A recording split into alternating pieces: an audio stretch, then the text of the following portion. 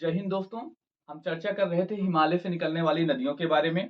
हमने इसी संदर्भ में ब्रह्मपुत्र और उसकी सहायक नदियों की चर्चा की है। आज हम चर्चा करेंगे गंगा और उसकी सहायक नदियां कौन कौन सी हैं, इन सब के बारे में विस्तार से चर्चा करेंगे और इन पे कौन से महत्वपूर्ण प्रश्न बनेंगे हम उनकी चर्चा करते हैं। आइए चर्चा करते हैं। देखिए, गंगा नदी के बारे में चर्चा करें। ये देखिए, गंगा नदी कहाँ से निकलती है? ये कौन सी नदी है? तो गंगा। गंगा नदी कहाँ से निकलती है? भारत का एक राज्य है उत्तराखंड। उत्तराखंड से निकलती है। उत्तराखंड के किस जिले से? तो उत्तरकाशी जिले से। उत्तराखंड का कौन सा जिला है? तो उत्तरकाशी जिला। आगे प्रश्न पूछा जाता है किस स्थान से निकलती है? तो गोमुख स्थान से। गोमुख स्थान से। ग्लेशियर कौन सा है? तो गंगोत्री ग्लेशियर। गंगोत्री ग्लेशियर से निकलती है। अब अगला प्रश्न देखिए, यहाँ से थोड़ा समझिए आप। जब ये पहाड़ों से निकलती है, कई छोटी छोटी धाराओं में निकलती है, यानी बहुत सारी धाराएं आती हैं, बाद में इकट्ठा होती हैं, तो ये क्या कहलाती हैं? गंगा के नाम से कहलाती हैं। तो यह प्रश्न पूछा जाता है, बताइए किन दो नदियों के मेल जब होता है, किन दो धाराओं का मेल होता है तो गंगा का निर्माण होता है। देखिए, यहाँ पर भागीरथी के नाम से बहते हुए आती हैं और उसमें अलकनंदा। अलकनंदा जब धारा आकर मिल जाती है तो किस नाम से जानी जाने लगती है? तो गंगा के नाम से जानी जाने लगती है। आगे चर्चा करें। अगला प्रश्न जो पूछा जाता है हरिद्वार के बारे में। हरिद्वार के बारे में कौन सा प्रश्न? पहली बार जब पहाड़ों से गंगा निकलती है तो पहली बार स्थल खंड यानी जमीन पर कब आती है? तो हरिद्वार में गंगा नदी कहाँ पर आ जाती है? तो स्थल खंड पर। हरिद्वार पहला स्थान है जहां पर गंगा क्या होती है? तो स्थल खंड पर आती है। उसके बाद अगला प्रश्न जो पूछा जाता है उत्तर प्रदेश से संबंधित। अब उत्तर प्रदेश उत्तराखंड में बहते हुए किस भारतीय राज्य में आती है? तो उत्तर प्रदेश राज्य में आती हैं। तो उत्तर प्रदेश में किस जिले से प्रवेश करती हैं? तो उत्तर प्रदेश के बिजनौर जिले से। बिजनौर से किसमें? उत्तर प्रदेश में प्रवेश करती हैं। देखिए, इसके बाद जो अगला प्रश्न बनता है, जहां पर संगम है, संगम सभी के बारे में सभी को पता है, इलाहाबाद में आकर यमुना नदी मिलती है। तो इन सब के बारे में पता है, इसकी चर्चा भी हम आगे करेंगे, लेकिन अभी हम केवल गंगा नदी पर ही फोकस करते हैं। देखिए, ये उत्तर प्रदेश के 28 जिलों से बहते हुए। अगला प्रश्न जो होता है, किस जिले से उत्तर प्रदेश के किस जिले से गंगा नदी बाहर निकल कर कहा जाती है? तो बिहार में जाती हैं। तो देखिए, उत्तर प्रदेश का बलिया जिला है। कौन सा जिला? उत्तर प्रदेश का सबसे पूर्वी जिला कौन सा है? बलिया। बलिया से होते हुए या बिहार में प्रवेश करती हैं।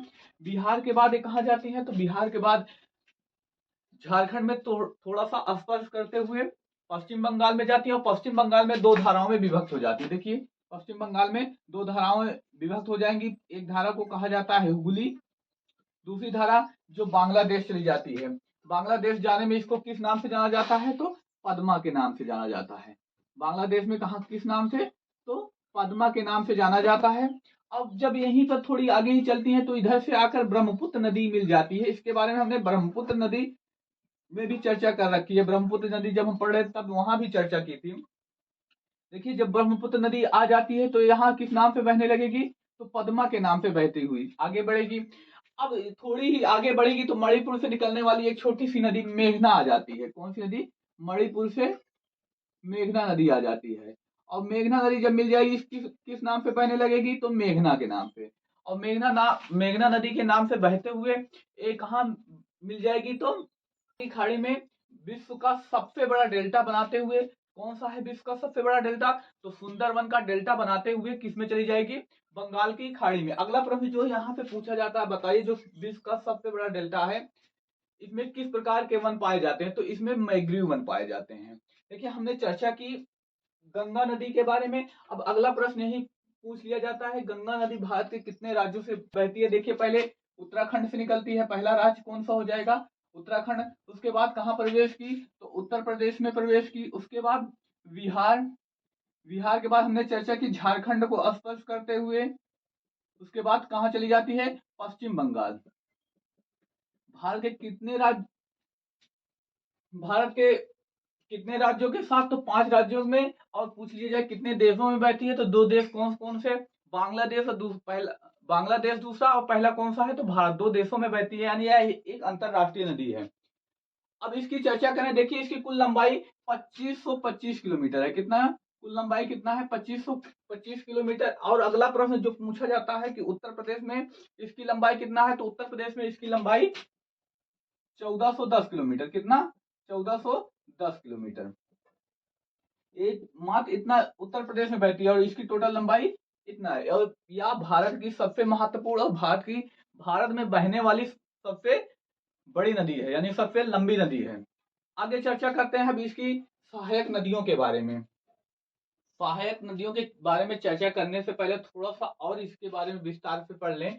देखिए, भागीरथी और जो अलकनंदा मिलती हैं तो ये किस नाम से जानी जाती है? गंगा के नाम से। एक प्रश्न भी पूछा जा सकता है कि कहाँ पर मिलती हैं, तो देवप्रयाग में, उत्तराखंड के देवप्रयाग नामक स्थान पर मिलते हैं। और एक बात, एक प्रश्न और, प्रश्न कौन सा बताइए, इस पर कौन सा बांध बना है? तो ध्यान दीजिएगा, इस पे पश्चिम बंगाल में फरक्का बांध बना है। कौन सा बांध? फरक्का बांध।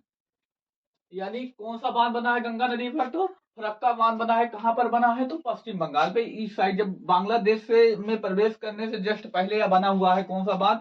फरक्का बांध। कहां पर पाया जाता है? तो पश्चिम बंगाल में पाया जाता है। कहां पर? तो पश्चिम बंगाल में। ये महत्वपूर्ण बिंदु। अब आगे चर्चा करते हैं इसकी सहायक नदियों के बारे में।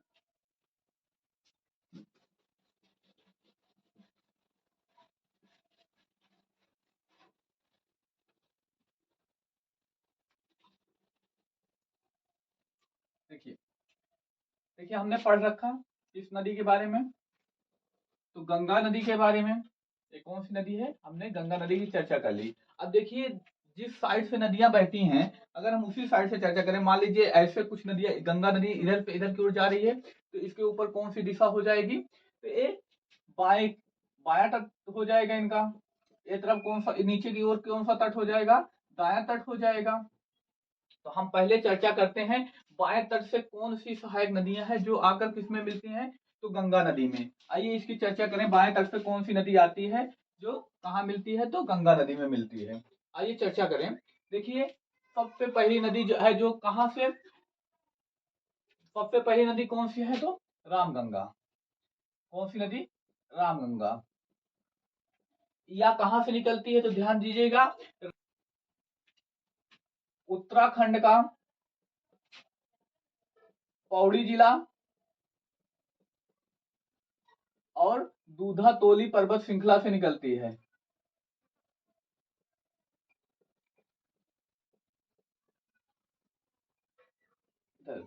कहां से निकलती है? तो ध्यान दीजिएगा, उत्तराखंड का पौड़ी जिला दूधा तोली पर्वत श्रृंखला से। और यह बहते हुए कहां पर? तो ध्यान दीजिएगा, ये बहते हुए कन्नौज और हरदोई की सीमा पर।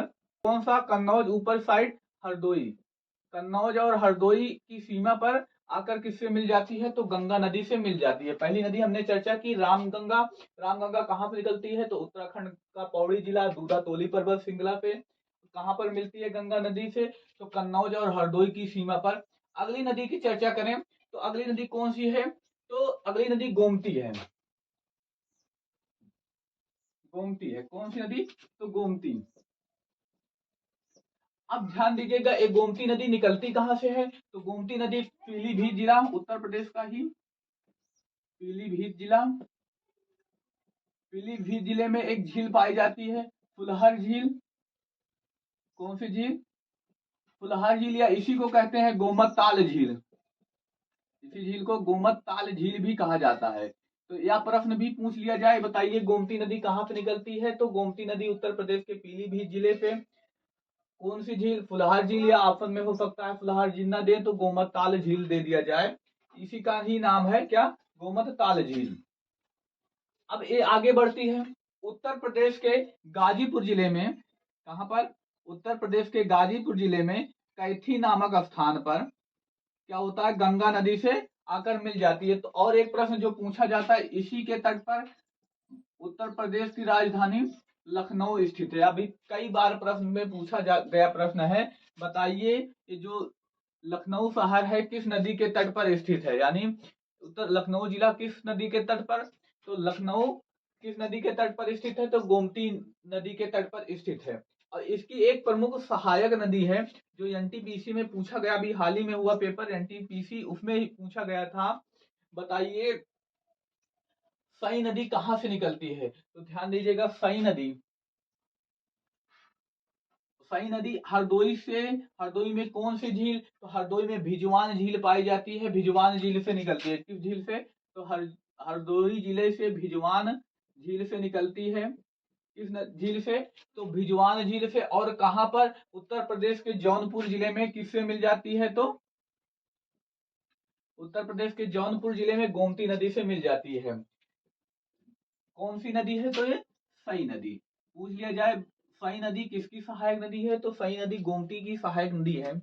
आगे चर्चा करें अगली सहायक नदी के बारे में, तो अगली सहायक नदी कौन सा है, तो शारदा।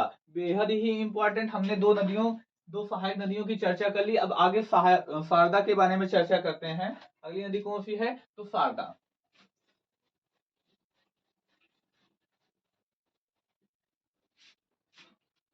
देखिए हमने गंगा गंगा से रिलेटेड हमने चर्चा कर ली, रामगंगा के बारे में। और दूसरा किस बारे में हमने चर्चा की, तो हमने चर्चा कर ली दूसरी नदी गोमती नदी के बारे में चर्चा कर ली। हमने चर्चा कर ली गोमती नदी के बारे में, और इसकी एक सहायक नदी जो कौन सी है, तो सई नदी, इसके बारे में चर्चा कर ली। अब अगली नदी के बारे में हम चर्चा करते हैं, किस नदी के बारे में, तो अगली नदी हमारी होगी शारदा नदी। शारदा नदी, इसकी चर्चा करते हैं। तो देखिए शारदा, इसी को कौन सी नदी कहा जाता है, तो काली नदी कहा जाता है। शारदा नदी, या हम कह सकते हैं काली नदी के बारे में, इसके बारे में चर्चा करें। देखिए पहले प्रारंभ से चर्चा करते हैं, कहां से प्रारंभ होती है, तो देखिए उत्तराखंड का पिथौरागढ़ जिला है। कहां से, उत्तराखंड का पिथौरागढ़ जिला, वहां से निकलती है। अब जब ये निकलती है तो क्या होता है, पहाड़ों पर बहते हुए उत्तर प्रदेश में यानी जमीन पर आती है। तो पहले इसका नाम पहाड़ों पर या किस नाम से जानी जाती है, या प्रश्न भी पूछा जाता है। पहाड़ों पर इसे करनाली के नाम से जानते हैं। पहाड़ों पर इसे किस नाम से जाना जाता है, तो पहाड़ों पर इसे करनाली के नाम से जाना जाता है। जब यह मैदानी भाग में आती है तो यह इसका नाम शारदा पड़ जाता है। मैदानी भाग में इसको किस नाम से, तो शारदा नाम से। मैदानी भागों में इसे शारदा के नाम से जाना जाता है। अब यह आगे नदी बढ़ती है तो उत्तर प्रदेश के सीतापुर जिले में प्रवेश करती है। सीतापुर जिले में इसे घाघरा नदी के नाम से जाना जाता है। सीतापुर जिले में इसे किस नाम से जाना जाता है, तो घाघरा के नाम से जाना जाता है। देखिए एक ही नदी है, सबके अलग अलग जगह अलग अलग नाम पढ़ने मिल रहे हैं। अब यही नदी जब आगे बढ़ती है तो कहाँ पहुंचती है, अयोध्या। उत्तर प्रदेश में स्थित अयोध्या में पहुंचती है। अयोध्या में इसे किस नाम से जाना जाता है, तो अयोध्या में इसे सरयू नदी के नाम से जाना जाता है। या पेपर में कई बार पूछा गया प्रश्न है, बताइए उत्तर प्रदेश का अयोध्या जिला किस नदी के तट पर स्थित है, तो शारदा नदी, या ऑप्शन में होता है कौन सी नदी, सरयू नदी। ऑप्शन में यही अक्सर होता है। आगे चर्चा करते हैं। तो यह नदी बहते हुए उत्तर प्रदेश के बाहर बिहार के किस जिले में, तो छपरा जिले में किससे मिल जाती है, तो गंगा नदी में से मिल जाती है। कहां पर, उत्तर प्रदेश से बाहर अगले राज्य, यानी अगला राज्य कौन सा, बिहार में किस स्थान पर, तो छपरा जिले में आज जाकर किससे मिल जाएगी, गंगा नदी के नाम से मिल जाएगी। और यहीं पर ध्यान दीजिएगा, यहीं पर सीतापुर से बहराइच, इधर साइड क्या पाया जाता है, बहराइच, और इधर सीतापुर। इस तरफ से उस तरफ जाने, यानी सीतापुर से बहराइच जाने के लिए इस नदी के ऊपर एक पुल बनाया गया है। कौन सा, क्या नाम है इसका, तो चहलारी पुल। कौन सा पुल, तो चहलारी पुल। देखिए चहलारी पुल ये क्या है, उत्तर प्रदेश का सबसे बड़ा पुल होगा।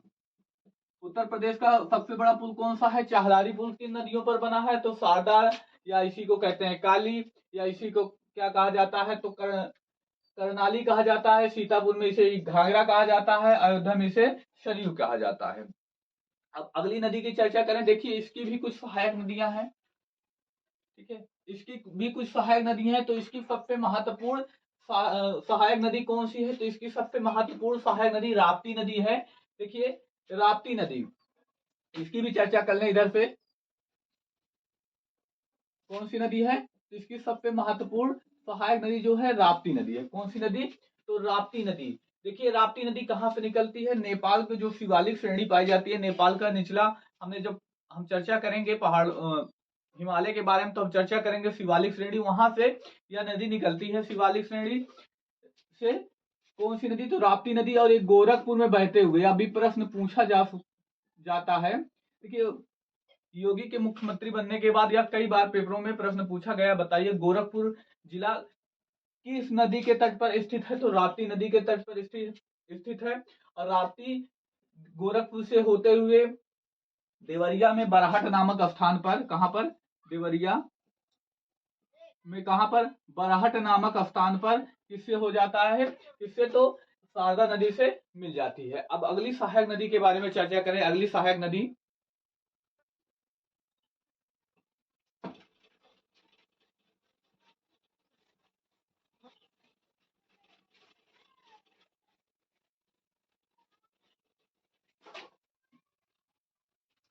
देखिए हमने चर्चा कर ली गंगा, गंगा के बारे में विस्तार से चर्चा किया हमने। उसके बाद हमने पहली सहायक नदी रामगंगा के बारे में भी पढ़ा।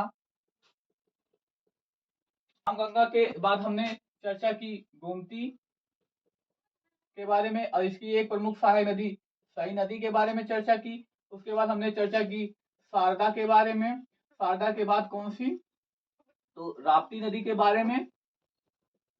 अगली नदी की चर्चा करते हैं। अगली नदी कौन सी है, तो गंडक। कौन सी नदी है, तो गंडक नदी है, इसकी चर्चा करें। देखिए गंडक ये कहां से निकलती है, उत्तराखंड के निचली श्रेणी से, यानी शिवालिक श्रेणी से निचले भाग से निकलती है। अब देखिए जब ये निकलती है तो पहले सर्वप्रथम ये कहां पर बहेगी, पहाड़ों पर, और इसे पहाड़ों पर शालिग्रामी के नाम से जाना जाता है। किस नाम से, तो शालिग्रामी के नाम से। कहां पर, तो पहाड़ पर इसे किस नाम से जाना जाएगा, शालिग्रामी के नाम से। जब यह पर नीचे यानी जमीन पर आती है तो उत्तर प्रदेश के दो जिले, कौन कौन से जिले हैं, महाराजगंज और कुशीनगर। कौन से जिला, महाराजगंज और कुशीनगर के साथ बिहार की सीमा बनाते हुए, बहते हुए नीचे की ओर बढ़ती है। देखिए कौन पूछा भी गया है, कौन सी नदी बिहार और उत्तर प्रदेश की सीमा बनाती है, तो गंडक नदी या शालिग्रामी नदी उत्तर प्रदेश की सीमा बनाती है। और यह अब आगे बहते हुए पटना में किस नदी के साथ, गंगा नदी के साथ मिल जाती है, यानी पटना में जाकर गंगा नदी से मिल जाती है। इसकी दो प्रमुख सहायक नदी हैं, वह कई बार पेपर में पूछा गया है। कौन सी है दो प्रमुख सहायक नदी, तो बूढ़ी गंगा और त्रिशूल। कौन सा, बूढ़ी गंगा और त्रिशूल गंगा, इसकी दो प्रमुख सहायक नदी हैं। कौन सी, बूढ़ी गंगा और त्रिशूल गंगा, इसकी दो प्रमुख सहायक नदी है। जो महत्वपूर्ण प्रश्न है। अब इसके आगे चर्चा करें, एक छोटी सी नदी या भी नेपाल से निकलती है, कौन सी, कोसी नदी। इस नदी को बिहार का शोक भी कहा जाता है, क्यों, क्योंकि यह मार्ग परिवर्तन के लिए जानी जाती है। और एक और महत्वपूर्ण नदी जो इसकी सहायक नदी है, महानंदा। कौन सी है, महानंदा, कहां पे निकलती है, तो पश्चिम बंगाल में दार्जिलिंग के पास से निकलती है। ये गंगा की बाएं तट से अंतिम सहायक नदी है। अभी प्रश्न पूछा गया, बताइए गंगा की जो बाएं तट से है अंतिम सहायक नदी कौन सी है, तो महानंदा है, जो बाएं तट से अंतिम सहायक नदी है। अब यह नदी कहां पर जाती है, तो चली जाती है पश्चिम बंगाल से होते हुए बांग्लादेश में, और बांग्लादेश में इसमें आकर ब्रह्मपुत्र मिलती है। उसके आगे हमने पहले ही चर्चा कर ली। अब आइए चर्चा करते हैं। हमने देखिए बाएं साइड से यानी बाएं तट से मिलने वाली नदियों के बारे में चर्चा की। अब दाएं तट से कौन सी प्रमुख सहायक नदियां हैं उनकी चर्चा करते हैं।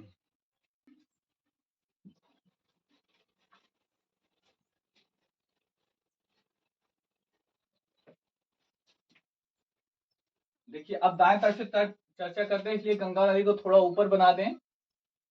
देखिए कौन सी नदी है, तो गंगा नदी। इसकी देखिए एक सबसे बड़ी प्रमुख सहायक नदी, हमने अभी तक जितनी नदियों की चर्चा की उसमें सबसे बड़ी जो सहायक नदी है बाएं तट से आकर कौन सी मिलती है, यमुना। यमुना कहां पर मिलती है, ये कौन सी नदी है, तो यमुना नदी। ये कहां पर मिलती है, तो प्रयागराज में। जहां पर मिलती है किस नाम से जाना जाता है, तो संगम के नाम से जाना जाता है। देखिए यमुना की भी बहुत बहुत दो चार महत्वपूर्ण सहायक नदियां हैं। हम उनकी भी चर्चा करेंगे, लेकिन इसके बारे में हम विस्तार से अगले पार्ट में चर्चा करेंगे। आइए और सहायक नदियां कौन कौन सी हैं उन सब के बारे में चर्चा कर लें। अगली जो सहायक नदी है टोंस नदी है। कौन सी नदी है? टोंस नदी। देखिए एक टोंस नदी निकलती कहाँ से है? तो टोंस नदी कैमूर श्रेणी कहाँ पर पाई जाती है? तो मध्य प्रदेश में कैमूर श्रेणी में तमसा कुंड नामक झील से निकलती है। कैमूर श्रेणी कहाँ पर पाई जाती है? तो एमपी में यानी मध्य प्रदेश में पाई जाती है। किस झील से निकलती है? तो तमसा कुंड नामक झील से यह नदी निकलती है। अगली नदी की चर्चा करें, जो अगली महत्वपूर्ण नदी है, देखिए सोन नदी है। कौन सी नदी? सोन नदी। देखिए उत्तर प्रदेश के एकमात्र जिले सोनभद्र में यह बहती है। देखिए इसके बारे में चर्चा करें, देखिए कहाँ से निकलती है? तो हमने चर्चा की थी विंध्य पर्वत श्रृंखला के बारे में। विंध्य पर्वत श्रृंखला कहाँ पर पाई जाती है? तो एमपी में पाई जाती है। विंध्य पर्वत श्रृंखला के यानी अमरकंटक पहाड़ी पर, कौन सी? अमरकंटक पहाड़ी पर कौन सी चोटी पाई जाती है? तो ध्यान दीजिएगा मैकाल चोटी पाई जाती है। मैकाल चोटी। और कौन सी झील? तो शेषा कुंड नामक झील। कौन सी झील? शेषा